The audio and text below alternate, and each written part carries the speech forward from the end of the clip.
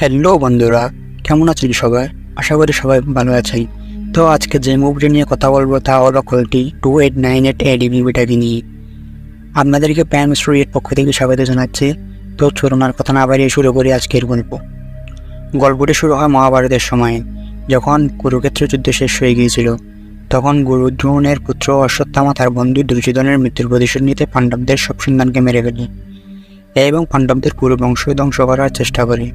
সে ব্রহ্মাস্ত্র ব্যবহার করে অভিমন্যুর স্ত্রী উত্তরার গর্ভে থাকা শিশুকে হত্যা করতে চায়।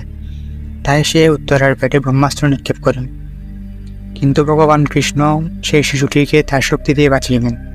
তারপর তিনি অশ্বত্থামাকে অভিশাপ দেন যে সে কখনো মরবে না, এবং অশ্বত্থামাকে বলেন যে তিনি পুনর্জন্ম গ্রহণ করবেন এবং সেই সময় তার জন্মকে একটি খারাপ শক্তি থামাতে চাইবে। তখন অশ্বত্থামাকে সেই গর্ভে রক্ষা করতে হবে, এভাবে সে মুক্তি পাবে। এরপর ভগবান কৃষ্ণ অশ্বত্থামার মাথা থেকে মণি বের করে নেন, যা থেকে সুস্থতা এবং শক্তি দিত, এবং বলেন যে যখন তার পুনর্জন্মের সময় আসবে তখন সে এই মণি আবার ফিরে পাবে। এরপর সময় কেটে যায় এবং অশ্বত্থামা অনুশোচনা করতে থাকে। তার শরীর আঘাতপ্রাপ্ত হতে থাকে, কিন্তু সে মরে না। সে শুধু প্রার্থনা করতে থাকে যে ভগবান দ্রুত ফিরে আসুন এবং তাকে মুক্তি দিন। এভাবে 4000 বছর কেটে যায় এবং এখন এমন সময় এসে গেছে যেখানে পৃথিবীতে এক খারাপ লোক তার আর্মির সাহায্যে সমস্ত দেশ এবং মানুষকে হারিয়ে দিয়ে নিজেকে পৃথিবীর মালিক ঘোষণা করে এবং নিজেকে ভগবান বলে ঘোষণা করে। তার নাম সুপ্রিম ইয়াসাকিন। এরপর সুপ্রিম ইয়াসাকিন পৃথিবীর সমস্ত রিসোর্স জড়ো করে কাশী শহরে একটি বড় আকাশমহল তৈরি করেন, যাকে কমপ্লেক্স বলা হয়। সেখানে সমস্ত সুবিধা উপলব্ধ ছিল এবং বাকি সব জায়গায় খাদ্য এবং পানীয়ের অভাব ছিল।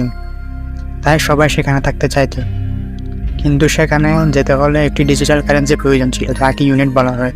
কমপ্লেক্সে থাকার ফি ছিল 1 মিলিয়ন, অর্থাৎ 10 লক্ষ ইউনিট, যা উপার্জন করা খুব কঠিন। এদিকে সুপ্রিম ইয়াসাকিন এত শক্তিশালী হওয়া সত্ত্বেও একটি জিনিস নিয়ে চিন্তিত ছিল, যা হলো তার বয়স। এখন তার বয়স 200 বছর হয়ে গেছে এবং সে মেশিনের সাহায্যে বেঁচে আছে। সে পুরো পৃথিবী জয় করে ফেলেছে এবং এখন সে মৃত্যুকে হারাতে যাচ্ছিল। সে কোনো কোনো অমর হতে যাচ্ছিল। এই জন্য সে একটি মিশন শুরু করে, যার নাম ছিল প্রজেক্ট কে। এতে সে এমন একটি ফর্মুলা তৈরি করে যা সম্পন্ন করার জন্য সেই কেমিক্যালকে 150 দিন পর্যন্ত গর্ভবতী মহিলার শরীরে রাখা প্রয়োজন, যার ফলে অমর হওয়ার একটি সিরাম তৈরি হবে। কিন্তু সমস্যা ছিল যে এখন পৃথিবীর অবস্থা এত খারাপ হয়ে গেছে, খুব কম মহিলা গর্ভবতী হতে পারছিল এবং শিশুর জন্ম দিতে পারছিল। তাই কমপ্লেক্সের লোকেরা প্রতিটি মহিলাকে কিনতে শুরু করে। তারা ফার্টাইল মেয়েদের উপর পরীক্ষা চালাতো, যাদের শিশুর জন্ম দেওয়ার ক্ষমতা ছিল, এবং এই ফার্টাইল মেয়েদের দিয়ে কাজ করাতো। ফার্টাইল মেয়েদের ল্যাবে রাখা হতো এবং তাদের কৃত্রিম উপায়ে গর্ভবতী করা হতো। তারপর তাদের শরীরে সুপ্রিমের ফর্মুলা ঢোকানো হতো।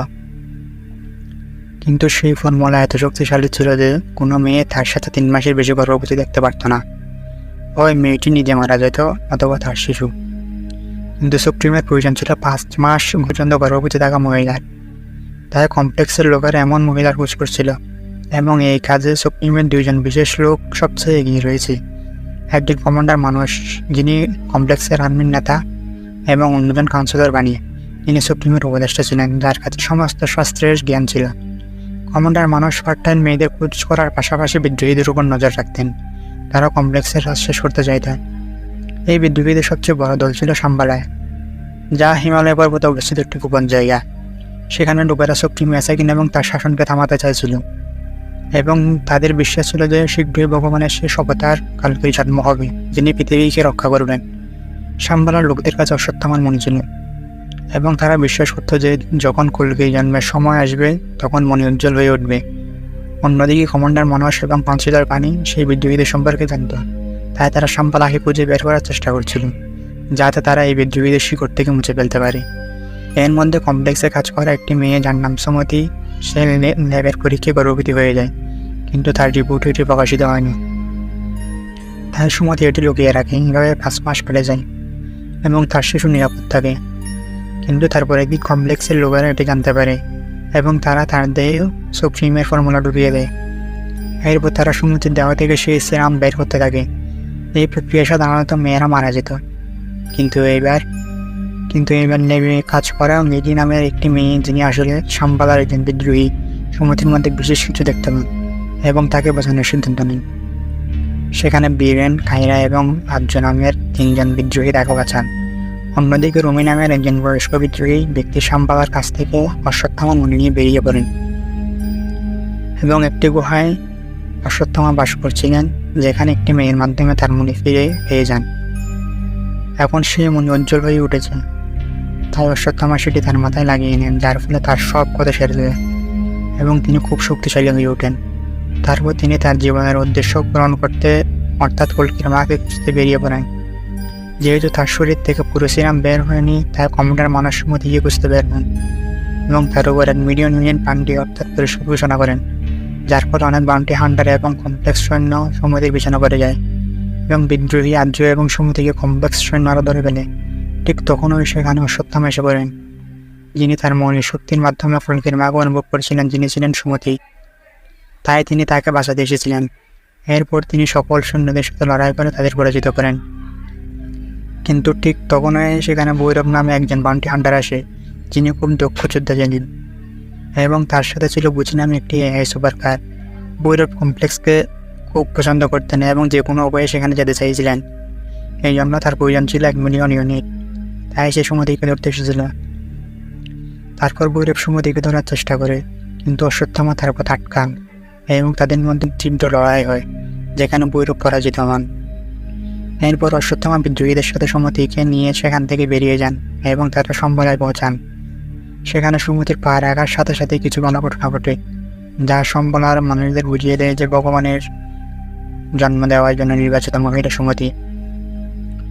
অন্যদিকে কমপ্লেক্সে রাখা ভীমের অস্ত্র হিসেবে পরিচিত কথা দেখানো হন। এই কথা এতটা শক্তিশালী ছিল যে যখন এটি মাটিতে আঘাত করা হতো পুরো পৃথিবী থেকে উঠত। তবে এটি শুধুমাত্র তখনই শক্তি ছিল যখন পৃথিবীতে ভগবানের অবতার ছিলেন। তাদের চলে যাওয়ার পর গদার শক্তি হারিয়ে গিয়েছিল, কিন্তু হঠাৎ করে কথা আবার সক্রিয় হয়ে যায়, যা বাণীকে বুঝতে বাধ্য করে যে ভগবান আবার ফিরে এসে আসছেন। এছাড়াও আরও কিছু সংকেত সে পায়। একটি বিশাল গ্রহ আকাশে দেখা যেতে শুরু করে, যা 6000 বছর আগে দেখা গিয়েছিল। এই সমস্ত সংকেত বাণীকে জানান দেয় যে ভগবানের শেষ অবতার জন্ম নেবে। সে মনে করে ভগবানের অবতার সুমতির পেটে রয়েছে, তাই সে দ্রুত সুমতিকে ধরার পরিকল্পনা করে, যাতে তার থেকে সেই সিরাম বের করে তাকে হত্যা করতে পারি। কারণ বাণীর মতে যদি তারা সে জন্মকে এখনই রোধ করতে পারে, তাহলে পরবর্তী 6000 বছর পর্যন্ত এমন সময় আসবে না।